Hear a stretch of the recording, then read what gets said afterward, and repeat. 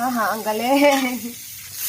Eto palang hodek na to, pwede rin paglutuan ng hotdog. Kasi nga wala kaming gasol na ubusan and maya-maya pa yung delivery. So yan, dito ko muna ito lulutuin sa aming 3-in-1 hodek breakfast maker. Meron na nga itong tatlong panel eh. So ito yung sa donut, tapos ito yung waffle or panini. Haha, ang galing. So nilagyan ko lang to guys ng konting oil lang. At least para hinote ko lang siya ng oil na konti.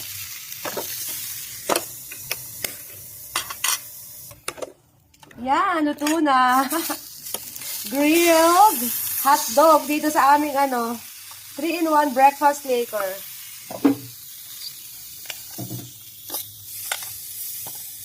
So yun ang maganda dito guys. Pwede ka magluto ng donut, ng egg, o pwede ka rin magluto ng shrimp. Kasi nga, ito yung panel niya na medyo maluag na pwede mong paglutuan pa na. Ako pizza, dito din ako nagluluto.